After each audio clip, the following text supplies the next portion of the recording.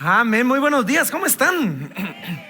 Bien, que hoy retomamos nuestra serie la semana pasada. ¿Cuántos vinieron la semana pasada? Solo quiero ver. La semana pasada tuvimos un invitado especial, fue una bendición, de verdad. Yo no sé si a ustedes los bendijo tanto como a mí, pero hoy regresan a mí, así que lo siento. Pero hoy retomamos nuestra serie y estamos hablando de una serie que hemos titulado ¿Realmente significa eso? Y miren, durante las últimas semanas hemos estado aprendiendo a hacer esa pregunta. Y la pregunta es simplemente, a la luz de, sobre todo de textos famosos, de versículos que hemos oído toda la vida, que tenemos una taza con el versículo, una camisa, o sea, ese tipo de versículos, muchas veces hemos tenido ideas de qué se tratan. Y esta serie se trata simplemente de preguntarnos, ¿realmente significa eso? ¿Será que lo que yo aprendí, que todo lo puedo en Cristo que me fortalece, será que realmente significa eso? Y de eso se ha tratado esta serie. Ahora, en mi grupo les he contado eso también, que tuvimos esta serie hace un par de años. Hay un libro que se llama Textos fuera de contexto, está en la librería si alguien lo quiere. Pero me recuerdo que en el grupo alguien decía, bueno, ¿y qué versículo nos vas a matar hoy? Me decían, pero ¿saben? Ver el versículo en su contexto real no es matarlo. Es tener la verdad, y la verdad siempre es mucho mejor, ¿sí? Ahora, aún así, yo creo que algunos, supe de algunos que me decían, es que ya ni quiero leer la Biblia porque ya no sé si la estoy interpretando bien. Y algunos se han sentido desmotivados quizás de leer su Biblia, dudando su capacidad de leer, de estudiar, de entender las Escrituras. Y yo solo quiero, si ese eres tú por algún momento o se te ha cruzado por la mente, por favor, no te desmotives. Lee tu Biblia, estudia la palabra. Cuando la leemos bien, cuando la leemos en contexto, cuando le ponemos atención, no es tan difícil, de verdad, no es tan complicado. Pero también quiero que sepas, Dios te ha dado a su Espíritu Santo, y la palabra dice que el Espíritu Santo nos va a guiar a toda la verdad. Y no solo eso, Dios te ha dado esto, una comunidad de creyentes, para que cuando sí llegues a un texto que dices, hoy sí no entendí nada, te puedes acercar a nuestros líderes, a nuestros servidores, al líder de tu grupo en casa y decir, hey, no entiendo. Y en parte para eso sirve la iglesia, para que podamos irnos apoyando y bendiciendo y podamos irnos empujando en la dirección correcta. Ahora, hasta ahora de la cuarta semana, pero comenzamos viendo todo lo puedo en Cristo que me fortalece, ¿sí? Después vimos nosotros para nuestro aniversario, sé los planes que tengo para vosotros. Y es más, lanzamos un gran reto.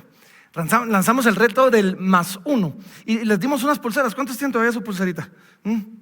A ver, bueno, los que no tienen pulsera, o eso porque no aceptaron el reto o porque no vinieron, pueden pasar después buscando una. Pero yo solo les pregunto, ¿ya saben quién es su +1?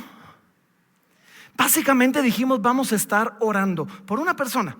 No tenemos que orar por todo el vecindario, por toda la, gloria a Dios por eso, pero realmente vamos a orar por una persona y asegurarnos que en este siguiente año podamos compartir el evangelio con esa una persona. Y saben, yo nunca he sido ni reloj uso, pero no me he quitado mi pulserita. Más ya la he regalado como 3 veces y vengo por otra. Pero saben, sí me ha recordado, a mí me ha retado. Cada día llego en la noche con mi esposa y le digo, ¿ya sabes quién es tu +1? Sí, algunas de las mamás del colegio, pero ya tiene nombre y apellido. No, todavía estoy orando. Y después me pregunté, ¿ya sabes quién es tu +1? Y me di cuenta de algo, ¿saben? Yo, Francisco, me di cuenta de algo. En todas partes donde estoy rodeado ya de creyentes. Y significa que tengo que salir más para conocer a no creyentes, o estar rodeado más de no creyentes para poder entonces seguir compartiendo el evangelio. Así que yo solo les pregunto, ¿ya saben quién es su +1? Y si no saben quién es su +1, comiencen a orar que el Señor les dé un +1. Hace 2 semanas vimos 3 versículos por el precio de 1. Todas las cosas ayudan para bien para los que aman a Dios. Si Dios es con nosotros, ¿quién contra nosotros? Y en todas estas cosas somos más que vencedores por medio de aquel que nos amó. Ahora, el día de hoy les tengo uno que estoy 99% seguro que nadie me sabe citar el versículo. Es más, a diferencia de todo lo puedo en Cristo que me fortalece, todos saben, Filipenses 4:13. Creo que nadie conoce el texto del día de hoy en su versículo, pero lo han conocido o lo han visto como una práctica en la oración. Y es que hoy vamos a hablar de esa práctica que muchos, bueno, es un texto bíblico, donde a la iglesia se le da la autoridad de atar, y todo lo que atares en la tierra será atado en el cielo, y todo lo que desatares en la tierra será desatado en el cielo. Ahora, aunque creo que nadie se sabe el versículo, todos o han orado de esa manera o han visto a alguien orar de esa manera. Todos han visto a un cristiano, a un creyente apasionado que de repente en oración toma un tono muy autoritario y comienza a reprender demonios, ¿o no? Y atamos al diablo y a todos sus demonios y los echamos fuera. ¿Han visto o no a alguien así? Bueno, eso es lo que muchas veces conocemos como atar y desatar. Atamos al espíritu de incredulidad y de duda. Los pastores nos encanta. Yo ato todo espíritu que traiga distracción en los hermanos mientras yo les estoy predicando. O sea, quisiera seguir pudiendo hacer eso, pero cuando vemos esa práctica tenemos que preguntarnos, o sea, a la luz de eso, o sea, cuando leamos el texto, y ahorita lo vamos a leer, el texto que nos da la autoridad de atar y desatar, tenemos que preguntar, ¿realmente significa eso? O sea, ¿realmente esta es la autoridad de atar demonios y de desatar bendiciones o qué sé yo? Se los voy a adelantar. No significa eso. Y hoy vamos a ver exactamente qué es lo que significa. Pero antes de entrar, solo déjenme decirles algo. Aunque los textos de atar y desatar nada tienen que ver con la guerra espiritual y nada tienen que ver con demonios, eso no significa que como iglesia no tengamos una autoridad dada por Dios sobre espíritus inmundos. La tenemos. Es más, antes de que Jesús se fuera de regreso al cielo, tomó a sus discípulos en Marcos capítulo 16 y en otros textos, y básicamente les dice, miren, y estas señales seguirán a los que creen. En mi nombre echarán fuera demonios, hablarán nuevas lenguas, tomarán las manos serpientes, y si bebieren cosa mortífera no les hará daño. Sobre los enfermos pondrán sus manos y sanarán. O sea, sí, tú y yo sí tenemos una autoridad dada por Dios en el nombre de Jesús sobre espíritus inmundos. Simplemente lo que hoy quiero que veamos es que el tema de atar y desatar nada tiene que ver con demonios, ¿sí? Y por lo tanto, aun cuando tenemos esa autoridad, esos no son los textos que debemos usar en esos momentos, ni el atar y desatar no son los conceptos que debemos estar usando. Ahora, otros usan pues el atar y el desatar y comienzan entonces a desatar bendiciones.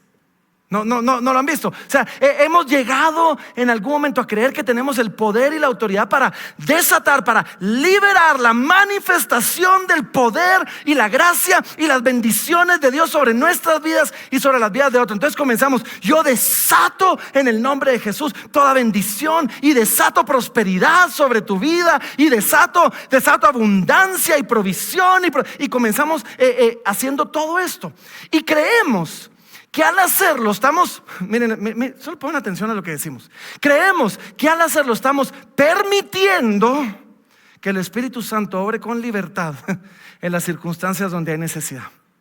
Ahora, ¿realmente significa eso? Díganlo conmigo. Uy, no, vinieron algo dormidos hoy. Miren que de por sí ya estoy creyendo que fue el rapto y todos nosotros nos quedamos, pero o sea, déjenme preguntar, ¿realmente significa eso? Ok. Saben, en estos tiempos creo que nos hemos topado con un cristianismo que ha resaltado las capacidades del hombre y nos ha querido convertir casi en Dios. Y como que hemos tomado el hecho de ser hechos a imagen y semejanza de Dios y lo hemos llevado al extremo, creyendo que el ser hecho a imagen y semejanza de Dios significa que yo puedo hacer lo que Dios hace.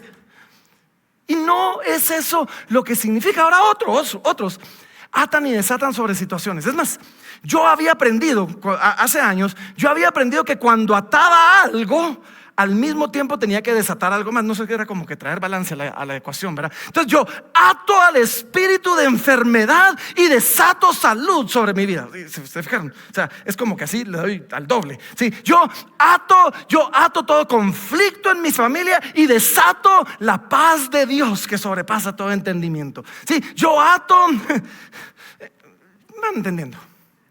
Ahora puedo seguir dando ejemplos, pero creo que ya le vamos agarrando la onda. Ahora, como les dije hace un momentito, creo que la mayoría ni siquiera conoce los versículos realmente. Y como todo versículo, necesitamos leerlos en su contexto.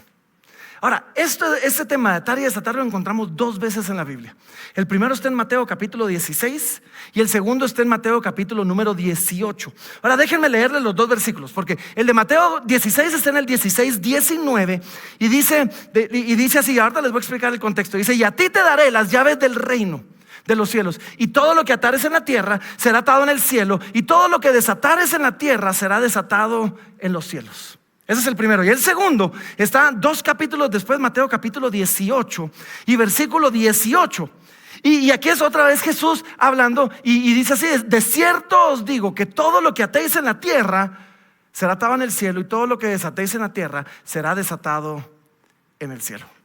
Ahora, cada uno de estos tiene un contexto muy particular y cada uno de estos apunta a algo un poquito diferente, pero al final se complementan y están hablando de una autoridad que Jesús le está otorgando a su iglesia. Así que vamos a ver uno por uno y después vamos a ver cómo aplican estos para nosotros. El primero de estos textos se encuentra en un contexto muy particular, así que déjenme contarles un poquito la historia. Jesús en Mateo 16 agarra a sus discípulos. Y se los lleva de excursión y caminan no sé cuánto tiempo para llegar a un lugar que se llamaba Cesarea de Filipo. Sí, Cesarea de Filipo. Y estando ahí, comienzan a tener una conversación que yo imagino que ha sido un poquito simpática, porque Jesús les pregunta a sus discípulos y les dice: ¿quién dice la gente que soy yo? Y entonces comienzan algunos. Unos dicen que eres Juan el Bautista, para lo cual yo creo que haber sido simpático, porque se han de haber reído diciendo: pero si lo acaban de matar la semana pasada. O sea, y antes de que, o sea, unos dicen que eres Juan el Bautista, otros dicen que eras Jeremías, Elías o alguno de los profetas. Y mientras yo me puedo imaginar al Señor quizás haciendo bromas y tal vez riéndose de lo que la gente, algunos decían, de repente la conversación se pone un poquito más seria. Y Jesús se detiene, me lo estoy imaginando,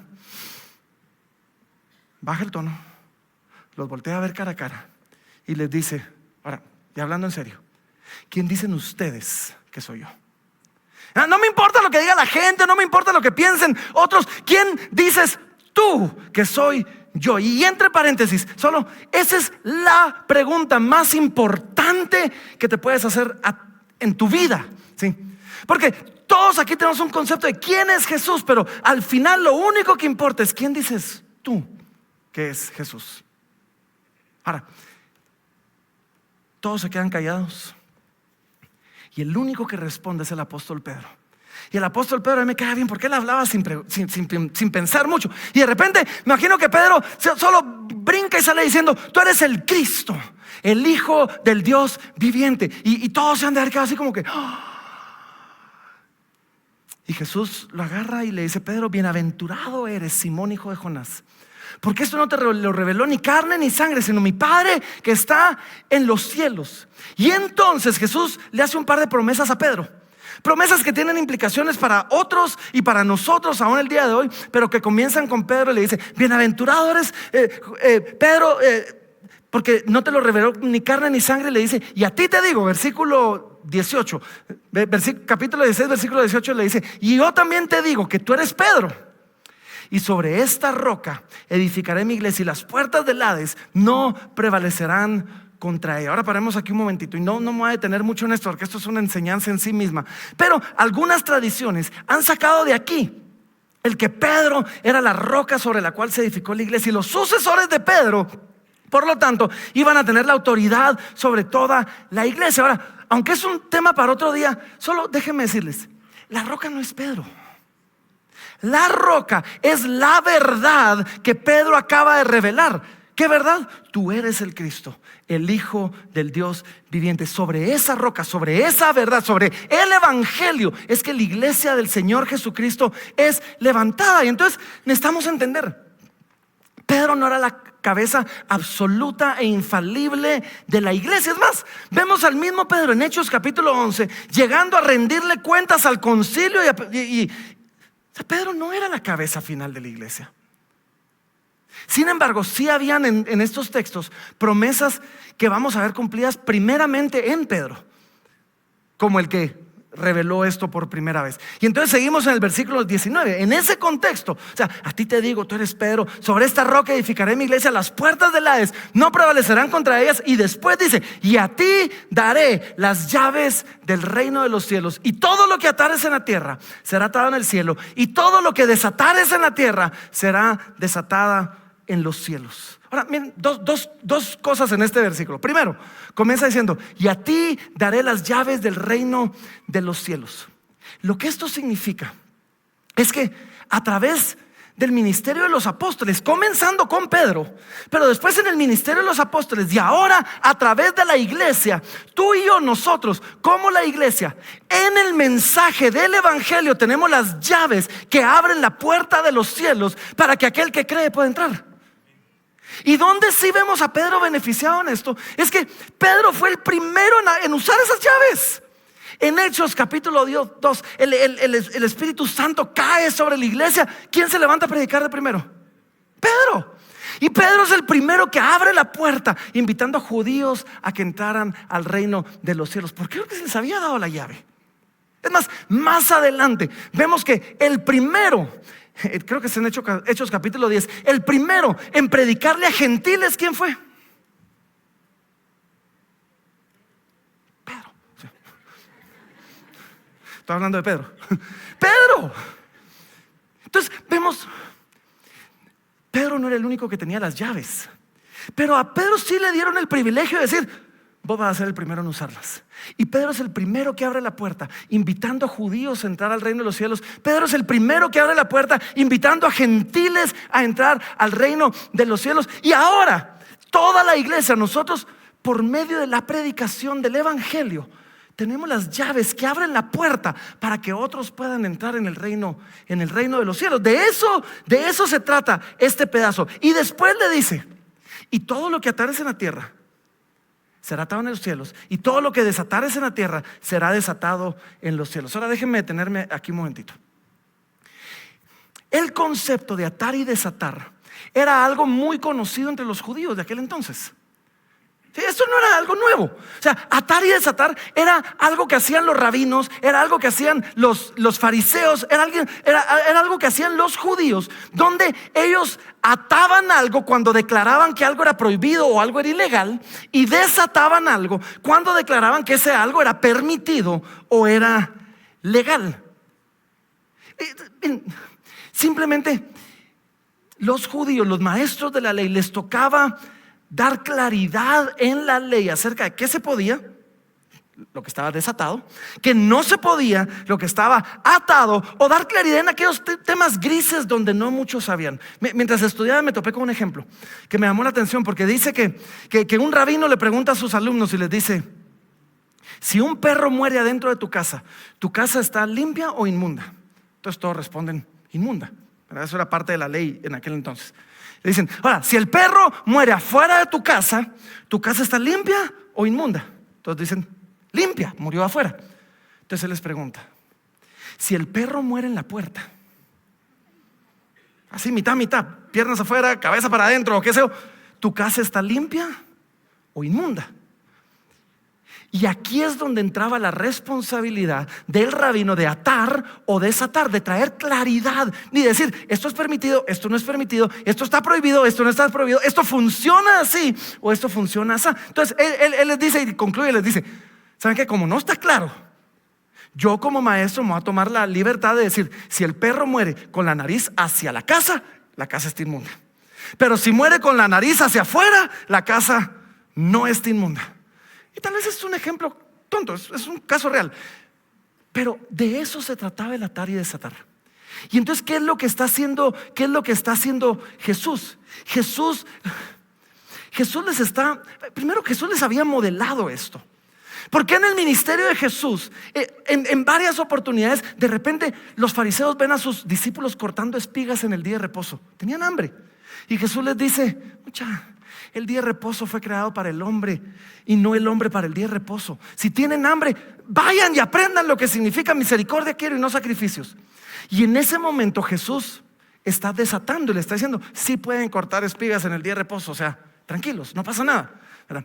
¿Será que se puede sanar en el día de reposo? Jesús lo hizo en otro momento y se toma el momento de atar o desatar, permitir o prohibir. ¿Sí? ¿Será que se puede comer con las manos sucias? Pues no lo recomiendo, pero no es pecado en sí. Es no higiénico, pero no es pecado en sí comer con las manos sucias. Y después, los discípulos, habiendo visto al Señor hacer esto, habiendo entendiendo ellos el contexto, toman esa práctica y comienzan a hacerlo. Y es que lo que pasaba es que, recuerden el contexto, solo recuerden el contexto. Ahora que la iglesia iba a ser establecida, tú eres Pedro, sobre esta roca edificaré mi iglesia.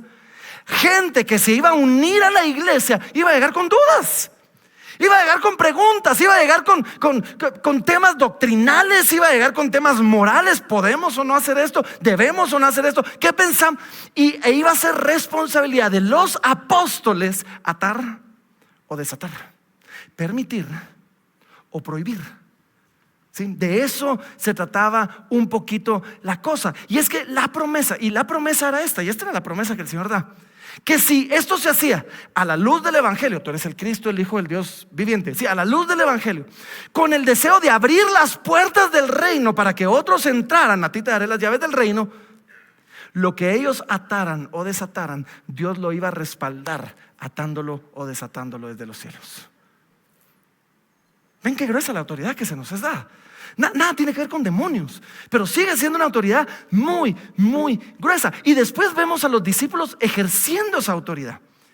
En Hechos capítulo número 11 se topan con el tema de que Pedro le había predicado a los gentiles. Y entonces hay un concilio. Los apóstoles se reúnen y deciden, ¿se puede predicar o no se puede predicar a los gentiles?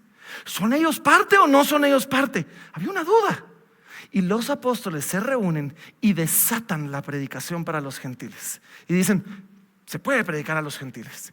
Y después viene la pregunta, ok, si un gentil se convierte, ¿tiene que ser circuncidado o no tiene que ser circuncidado? Y le toca a los apóstoles determinar eso. No tiene que ser circuncidado. ¿Tiene que guardar las dietas y todas las leyes de los alimentos? No, pero que no coma ni sangre ni ahogado. ¿Se dan cuenta? Estamos desatando algunas cosas, estamos atando otras cosas. Más adelante el apóstol Pablo también lo hace. Llegan y le preguntan por ejemplo, mire, yo me casé con mi esposa, ninguno era creyente, yo conocí al Señor, ella no. ¿Me puedo divorciar o no me puedo divorciar? Y 1 Corintios capítulo 7 es una lección precisamente de eso. Un apóstol trayendo claridad a la iglesia acerca de qué se puede y qué no se puede hacer, cómo se puede hacer, cómo no se puede hacer. Es un apóstol usando su autoridad para atar o desatar sobre la iglesia. Ahora, la pregunta es esta: ¿eso aplica para nosotros o era solo para los apóstoles? Y yo diría esto, de cierta manera, esta es una responsabilidad que le correspondía a los apóstoles, quienes estaban sentando las bases de la iglesia, ¿sí? Y ellos pues después escriben cartas y hacen epístolas y todo esto para que nosotros tengamos esa claridad. Sin embargo, si entendemos atar y desatar como la responsabilidad que tiene la iglesia de guiar y de proteger a la comunidad de fe en cuestiones de conducta, de doctrina, de moralidad, hoy en día la iglesia sigue teniendo un rol de atar y desatar algunas cosas ante la vida de su gente. Porque yo solo me pregunto, ¿alguien sabe en qué año se inventó la televisión? No sé, pero alguien que lo googlee y me grita. Pero yo me imagino que cuando se inventó la televisión, más de alguien llegó con su pastor y le había dicho, mire, y con esta cosa nueva de la televisión, ¿qué hacemos? ¿Se puede o no se puede? ¿La usamos o no la usamos? ¿Es permitido que un cristiano vea televisión o no? Y en algún momento algún pastor le tocó sobre su iglesia atar o desatar. Mire, y esta cosa nueva que se llama internet, ¿es del diablo o es de Dios? O sea, ¿podemos hacer algo con ello o no? Mire, y ahorita viene la inteligencia artificial. 1925, gracias, May. Sí, ahorita viene la inteligencia artificial, eso está pasando ahorita. Uy, no, eso sí suena satánico, ¿no? ¿Podemos o no podemos usar ChatGPT? O sea, de verdad que esto... Entonces, hasta cierto punto, la iglesia va a seguir teniendo la responsabilidad de atar y de desatar, de declarar algo como legal permitido o de declarar algo como ilegal no permitido. Pero ojo, esto para nosotros, no creo que el liderazgo de la iglesia tenga una autoridad ilimitada. No creo que tengamos una autoridad infalible, ¿sí? Y es algo que debemos ejercer con mucho cuidado, con temor, con temblor de Dios. Debemos hacerlo siempre buscando la voluntad de Dios, pero creo que hasta cierto punto el liderazgo en una iglesia sigue teniendo la autoridad para atar y desatar para su iglesia aquellas cosas que quizás la iglesia necesita claridad en cuanto a doctrina o en cuanto a moralidad. ¿Están conmigo o no están conmigo? ¿Lo ven? Ahora, el segundo versículo, cambiamos un poquito aquí de tema. El segundo versículo también viene en un contexto muy particular. Y es el capítulo número 18 de Mateo. ¿Verdad? Déjenme darles el contexto del capítulo 18. Porque aunque vamos a hablar del versículo 18, desde el 1 vemos nosotros que comienzan los discípulos a hacer una pregunta. Y preguntan esto: Señor, ¿quién es el mayor en el reino de los cielos? Así comienza el capítulo 18. Ahora, esta pregunta revela la condición caída de nuestros corazones, ¿o no? Claro, yo estoy preguntando porque quiero ver si yo puedo ser el mayor. ¿Y qué tengo que hacer para yo ser el mayor? Porque yo me la quiero llevar de superior a todos los demás.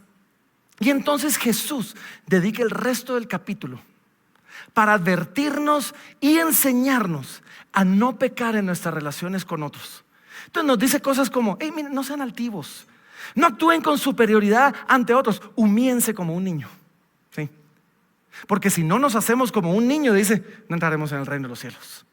Y después todavía nos dice cosas como: y miren, y no hagan tropezar a los demás, mejor les fuera que se ataran una piedra de molino, se tiraran al mar, que hacer tropezar a otros. ¿Por qué? Porque en nuestras relaciones tenemos el potencial de hacer tropezar a otros. Y después todavía nos dice en el versículo 10 cosas como: no menospreciemos a los demás, recuérdense que también ellos son escogidos. Y en ese momento entonces la conversación gira o da una vuelta en torno a la importancia de procurar la restauración en las relaciones con nuestros hermanos. Todo el capítulo viene hablando de relaciones, todo el capítulo viene hablando de relaciones interpersonales. Y entonces en el versículo 15 comienza diciendo así, dice: por tanto, si tu hermano peca contra ti. Otras relaciones. Y Jesús se toma el tiempo y le dice: ok, lo primero que tenemos que hacer es ve estando tú y él solo y repréndele. Si te escuchas, ganado a tu hermano. Si no te escucha, entonces trae testigos. Vení con 2 o más testigos y repréndele. Si los escucha, han ganado a su hermano. Y si no, entonces llévenlo a la iglesia. Y después todavía dice algo curioso, dice: y ténganle por gentil y publicano. Voy a regresar a esto en un momentito. Y después dice, en ese contexto, versículo 18 dice: de cierto os digo que todo lo que atéis en la tierra será atado en el cielo, y todo lo que desatéis en la tierra será desatado en el cielo. Entonces, ¿tiene que ver esto con echar fuera demonios? No tiene nada que ver esto. El concepto de atar y desatar en Mateo 18 está hablando de la disciplina espiritual que una iglesia ejerce sobre alguien que, llamándose creyente, se rehúsa a comportarse como creyente. De eso está hablando, ¿sí? Entonces dice: hey, cuando alguien que dice ser creyente peca y se rehúsa a arrepentirse, se rehúsa a ser corregido, o sea, no se está comportando como creyente, ustedes, dice, lo van a declarar gentil y publicano, lo van a atar. Ahora, esto de gentil y publicano no significa no te queremos volver a ver, no te queremos volver a hablar, te damos la espalda. Significa que la naturaleza de nuestra relación ahora cambió. Porque donde antes éramos hermanos en Cristo, que caminamos de la mano en el servicio del Señor, ahora, como yo veo que tu conducta, tu comportamiento no es como la de un creyente, yo te voy a tratar como que si no fueras creyente. Y la relación entre nosotros va a cambiar, donde ya no te estoy invitando a la comunidad de los hermanos, sino me estoy acercando a ti con el propósito de evangelizarte, para que conozcas al Señor, porque obviamente no lo conoces. Eso es lo que está pasando ahí. Y eso es atar a alguien. Entonces dice, lo atamos quizás excluyéndolo de la comunidad, de la cobertura, de la protección de la iglesia. Y vemos esto en práctica más adelante en 1 Corintios capítulo 5. Vemos que el apóstol Pablo corrige a alguien que dice que estaba haciendo cosas que ni entre los incrédulos se miraban. Y dice, al tal lo entregué a Satanás. Ahora, de la disciplina espiritual no hablamos mucho en la iglesia hoy en día. No se habla mucho de la disciplina, en parte porque, como todo lo demás, han habido abusos en el tema. Pero yo creo que es absolutamente necesario hablar del tema y practicarlo en la iglesia local, entendiendo primero que la disciplina no es un castigo, ¿sí? Como se ha practicado en muchas iglesias. Como tú hiciste algo malo, ahora te vamos a castigar. No, hombre, tampoco es una venganza. La disciplina tiene en mente la restauración del pecador. Tiene en mente, y la otra cosa que tiene en mente es la protección del rebaño, ¿sí? Ahora, ahí mismo entendemos nosotros cómo evitar los abusos. Porque claro, los abusos es que viene un pastor autoritario y si no haces lo que yo quiero que hagas, entonces te saco de la iglesia y te pongo en disciplina. Pero hay varias prácticas aquí. Y es que si seguimos leyendo, inmediatamente después nos dice algo así. Otra vez os digo, dice el versículo 19, otra vez os digo, que si dos de vosotros se pusieren de acuerdo en la tierra acerca de cualquiera cosa que pidieren, les será hecho por mi Padre que está en los cielos. ¿Y qué nos dice esto? Primero nos dice, la disciplina espiritual no es algo que hace una persona solita unilateralmente.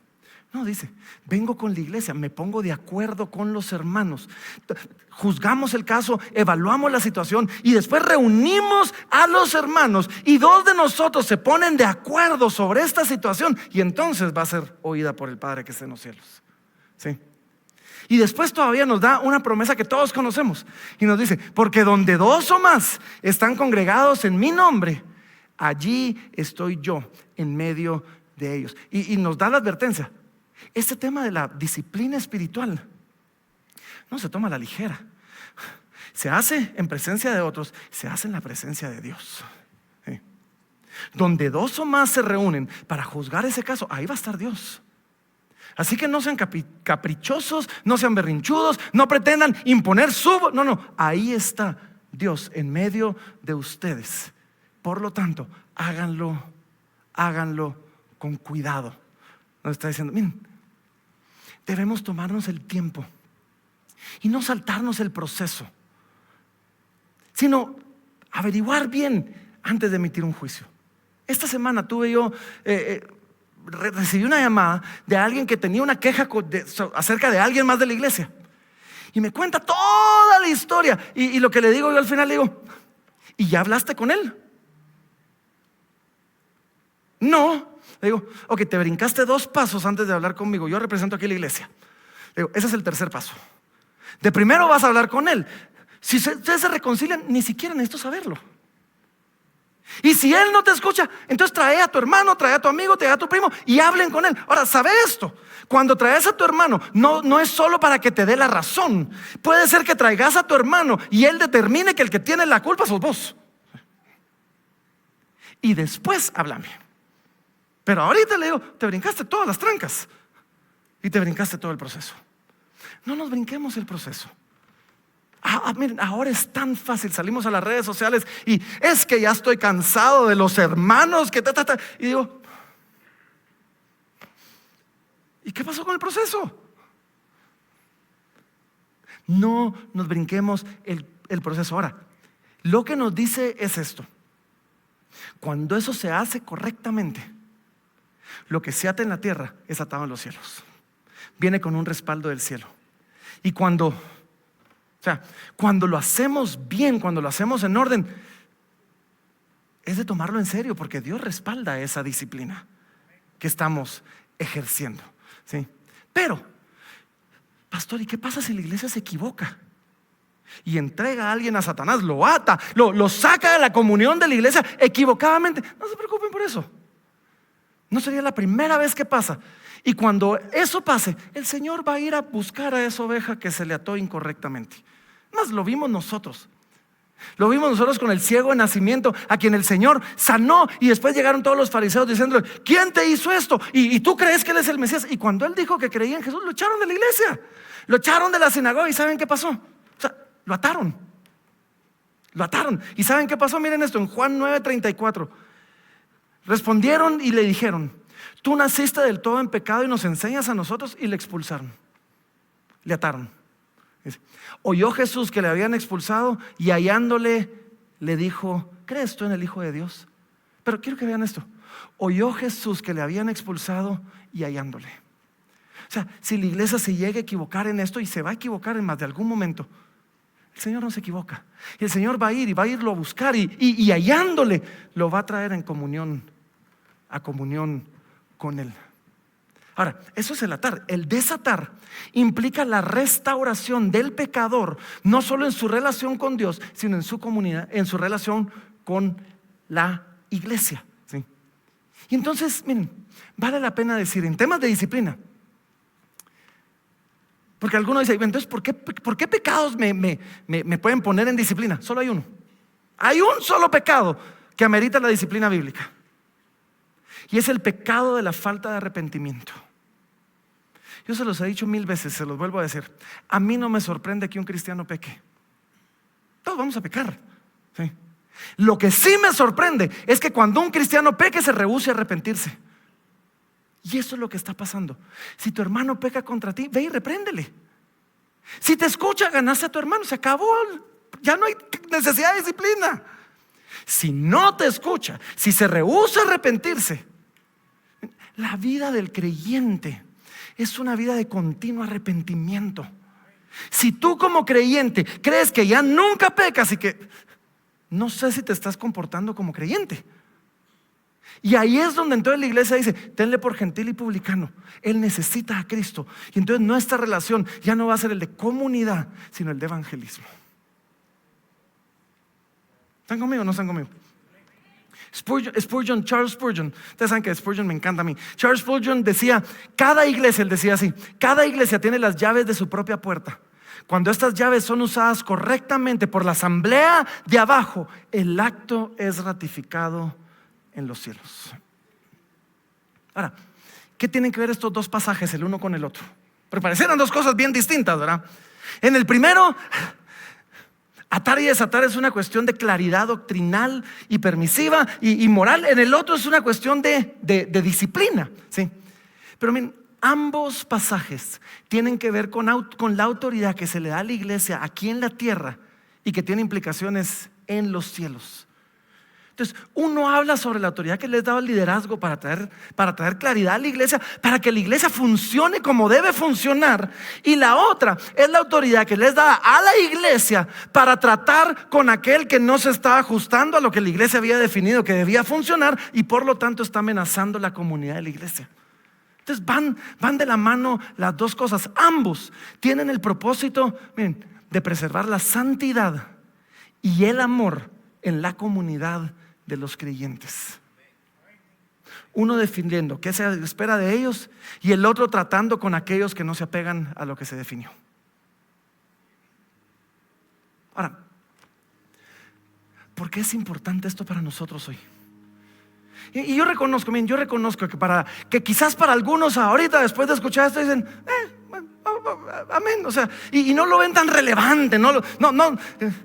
Yo sé que no salen tan emocionados aquí como cuando hablamos de todo lo puedo en Cristo que me fortalece. Yo sé, o sea, yo entiendo que quizás no están saliendo tan emocionados como que todas las cosas ayudan a bien para los que aman a Dios. Pero esto no solo es muy relevante, es muy relevante para nosotros. En el primer siglo, en la primera iglesia, la iglesia era un grupo de personas, de creyentes tan unido, que el ser excomunicado de la iglesia causaba tanto dolor que las personas iban a luchar por regresar. Y por eso era que esto era importante. Era algo que causaba, o sea, el dolor de la pérdida de la comunidad de mi iglesia local era tan grande que la gente se iba a preguntar: ¿será que vale la pena seguir con mi necedad? O mejor, dejo esto a un lado con tal de pertenecer a mi comunidad de la iglesia local. Así era como la iglesia se miraba y se sentía. El problema es que hoy muchas personas no han experimentado eso. No, las iglesias nos hemos convertido en un grupo grande que viene, se sienta junto pero no comparte, y se va, y hay un montón de grupos por todas partes, y si me echan de uno me voy a otro, ¿qué importa? ¿Sí? Y vivimos en una sociedad tan individualista que al final, ¿qué me importa lo que diga el grupo? Lo más importante es lo que yo piense. Y por lo tanto, en lugar de someternos a la disciplina de la iglesia y transformar nuestro carácter, decidimos que no nos gusta, decidimos que no nos importa, decidimos que nadie tiene el derecho de hablar a mi vida, y nos vamos. Pero quiero que sepas esto: no hay nada, no hay un solo texto, no hay un solo versículo en el Nuevo Testamento que le confiera el título del llanero solitario a un creyente. No existe. No hay ni un solo versículo que nos habilite como creyentes a caminar nuestra vida de creyentes solos. No, eso no existe. Y el problema es que muchos dicen: yo amo a Jesús, pero no me cae bien la iglesia.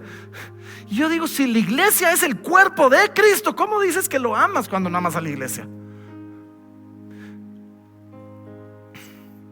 Estos textos nos recuerdan la importancia que tiene la iglesia, o debería tener la iglesia, en la vida del creyente.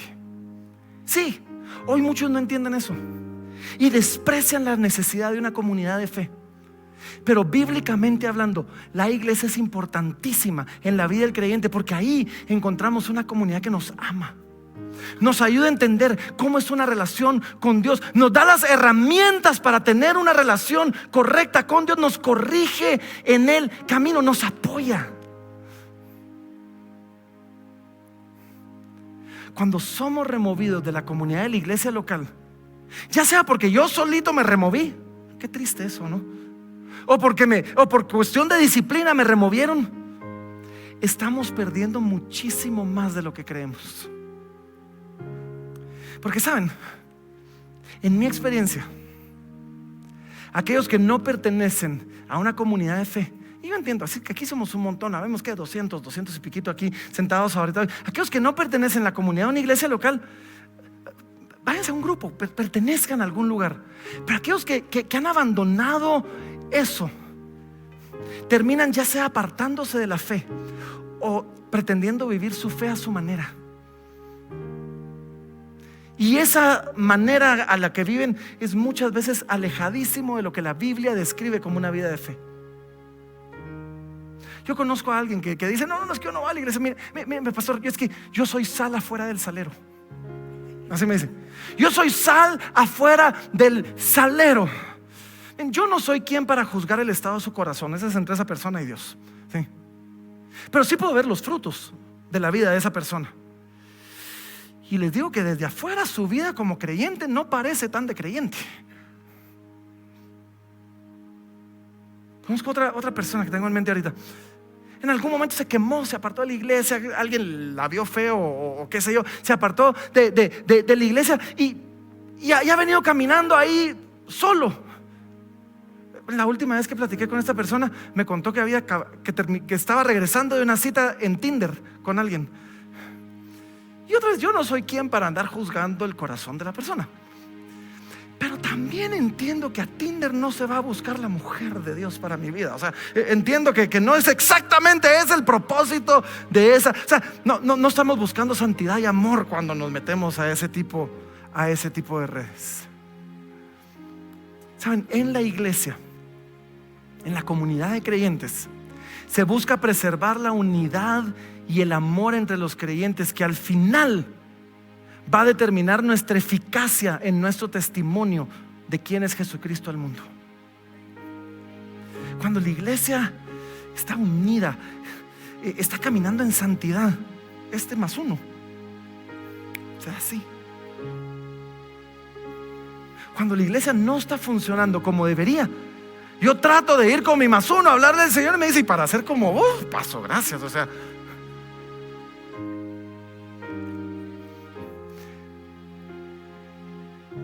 estos textos nos recuerdan, ¿saben?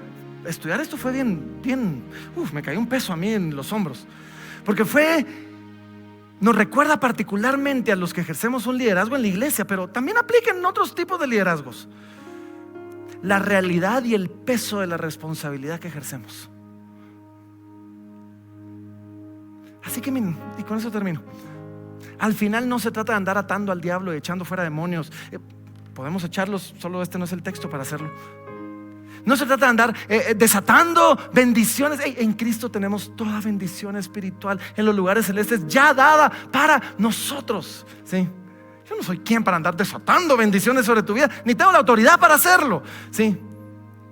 Se trata de un Dios que quiere ver a su pueblo caminando como a Él le agrada, y por lo tanto le ha dado a la iglesia la autoridad para definir cómo se mira eso, y después para corregir a aquellos que no están viviendo una vida de acuerdo a lo que el evangelio dicta. De eso se trata, atar y desatar. Y saben, y quizás estas partes es un poquito más complicada para mí. Soy el pastor de la iglesia, ¿verdad? Pero es una bendición tener una iglesia. ¿Se dan cuenta? Porque es como raro para mí decirlo, ¿verdad? Pero es una bendición tener una comunidad de fe. En nuestro grupo en casa, wow, de verdad es una bendición tan grande que a veces llegan algunos diciendo, hey, ¿qué hago con mis hijos? Está pasando esto, y hay otros con más experiencia que tal vez les pueden aportar o traen la palabra.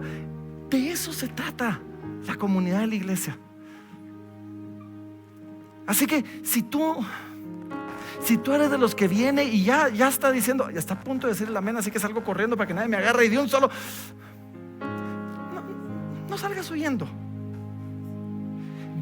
Déjate ser conocido. Conoce a otros. Mira, ¿y cómo hago yo para conocer a algunos? Pasa a Central de Conexión. Tenemos un montón de grupos en casa a los que puedes pertenecer. Ve y pregunta por ellos, ¿sí?